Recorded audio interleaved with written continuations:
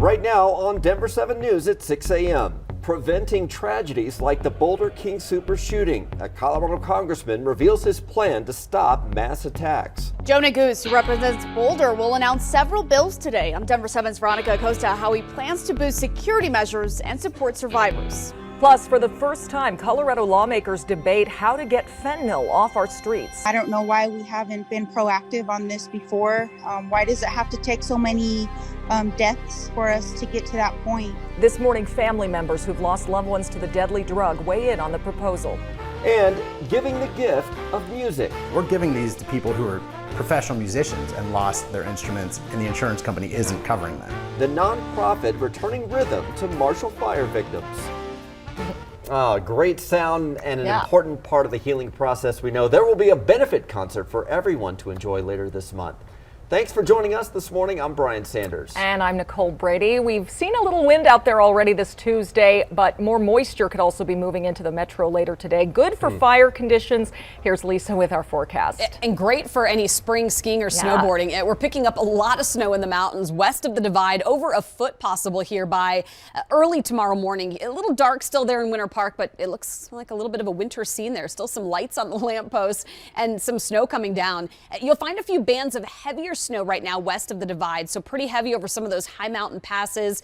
The roads there are going to start to get slushy, even snowpack. Now down here in town, things are clear for right now. We're going to see some sunshine early on. The winds have started to pick up. Unfortunately, we're again looking at wind gusts upwards of around 20 to near 40 miles per hour. It's a southwesterly wind right now, so it's actually fairly mild. You're walking out the door with 40s and 50s. We'll be in the low to mid 50s here by early afternoon, and then it's going to get colder later in the day. Winds will shift. There is going to be a slight chance for a few spotty rain showers across the plains too. And then tomorrow we could actually see a little bit of snow. We'll take a closer look at that and how much we're expecting not only here, but also up and through the high country. Jason, coming up. You can see some of that snow right now from the camera in Vail on I-70. It is a snowy mess in parts of the high country with chain attraction laws actually on some of the highways up there. And you can see how much snow we have along I-70 in Steamboat Springs. It's really snowy. Glenwood's a little bit more wet and sloppy for you here this morning, but some winter driving conditions up that way. Here in town, we have one problem. It's a rollover crash over here on Highway 36. Been talking about this all morning from after I-25 before you get to Pecos. Take a look from the camera right back here, and you can see the delays on that drive trying to get through there. So the school bus, unfortunately, is going to be delayed as you're trying to get through there this morning. The drive time right now is an additional about 5 to 6 minutes coming off of I-25 to Highway 36. 84th Avenue gets you back over there. Of course, you have to wait through the traffic lights. You can also use I-76 and use Pecos or Federal to get up to Highway 36 as well.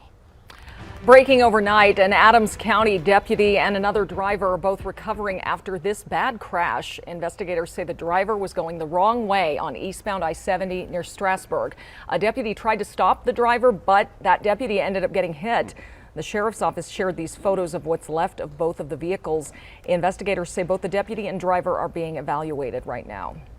Well, we should all be able to feel safe at the store or the movie theater or wherever we work. And that sense of safety was shattered a year ago when a gunman opened fire at the Boulder King Supers, killing 10 of our community members. Now, Congressman Joe Neguse, who represents Boulder, will announce 4 measures to help prevent another tragedy like this.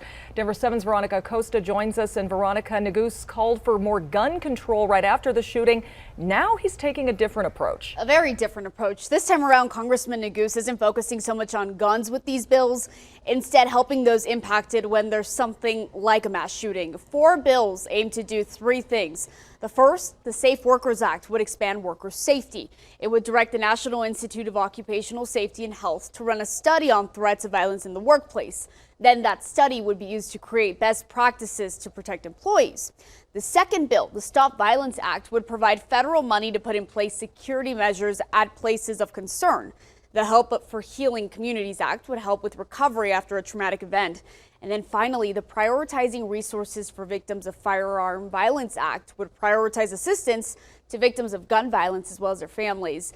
Congressman Neguse told our partners over at the Denver Post the purpose of 2 of these bills is to strengthen security measures and training protocols to really help reduce the threat of gun violence at different places like schools, grocery stores, theaters, and other spots where community members tend to gather. He said, quote, "These bills are common sense security measures that we could take today that ultimately could very well save lives." Now, this package already has some support behind it. Several unions, gun prevention nonprofits, and mental health awareness councils as well. In studio, I'm Veronica Acosta, Denver 7. All right, thank you, Veronica. Just yesterday, President Biden announced new federal regulations to crack down on ghost guns. These are weapons that are virtually untraceable because they're privately assembled. The rules would require purchasers to pass a background check. Also, manufacturers must put serial numbers on firearms components, and firearm dealers must add serial numbers to any already assembled ghost guns they come across. Some concerning news coming out of Ukraine today. The Pentagon is monitoring unconfirmed reports of Russian troops using chemical weapons. A parliamentary group in Ukraine's National Guard accused Russian forces of using a drone to drop a poisonous substance in the city of Mariupol. That's one of the cities hit hardest by the invasion, and as many as 20,000 people have been killed in the fighting. Many of the holdouts are hunkered down in a steel factory. Also, a new report from the United Nations finds nearly 5 million Ukrainian children have been displaced by the war. That's about 2/3 of the children in Ukraine. The UN says 3 million of the displaced children are living in other parts of Ukraine, and another 2 million are now in other countries. Police arrested a repeat sex assault suspect who has already been connected to 2 local crimes. And now authorities worry there may be more victims out there. Denver 7's Christian Lopez joins us with more on this investigation that could actually span several states. Christian. Yeah, police think that this suspect may have committed sex crimes in several other states, and they're asking any victims to come forward. And this is the suspect. His name is Demetrius Wooden, and he was arrested in Missouri in March and extradited to Colorado a week ago. And now he's behind bars in Adams County. Wooden is accused of sexual assault for an incident that happened in Commerce City in September. And during that investigation, they also connected him to a separate victim in Denver back in June.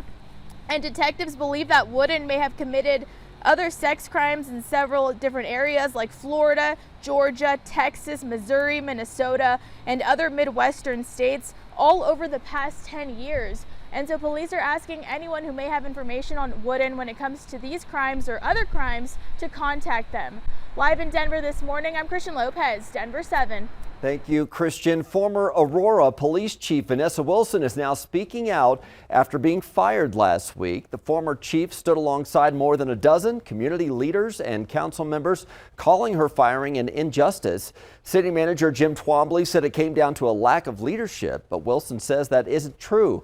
She spoke about the massive records backlog Denver 7 Investigates first exposed.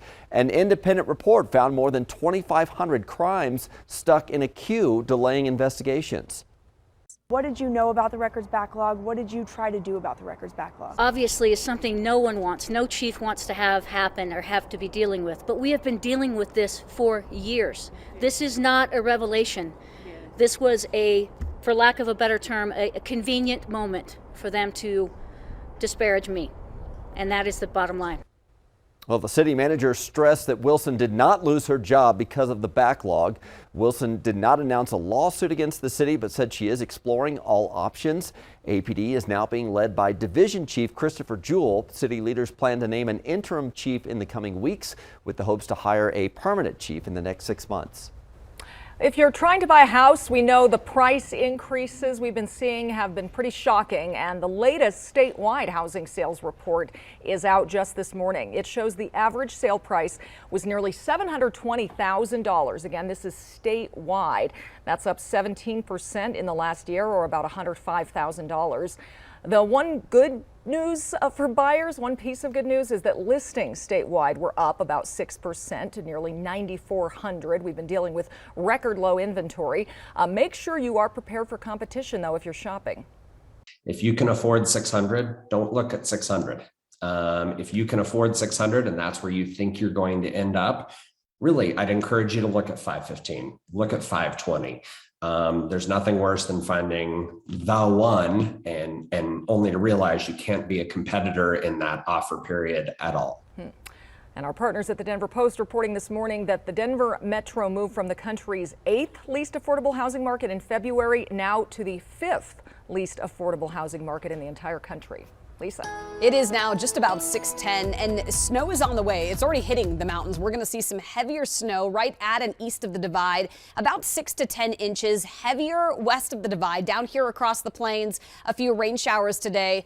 Very light snow, it looks like tomorrow. We'll take a look at just how much colder it's going to get, though, here in the next 24 hours coming up. Looks pretty good for us right now out to the west side of town, even though we do have those snow showers that are farther to the west. We'll take a look at that later. But right now, you can see I-70 looks pretty good here at Colfax, 6th Avenue. Not seeing any problems here through Lakewood and West Denver. So here's 6th Avenue here. Here's Colfax right in there. So a pretty good looking drive for us through Golden and out to the west side of town through Lakewood. Still to come on Denver 7 News, career catfishing. LinkedIn is now sounding an alarm about fake profiles on its site. Can you spot the difference here? What these imposters are really after? Plus, as the Broncos start to train together, more veteran players are spotting similarities between this year and the last time they won the Super Bowl.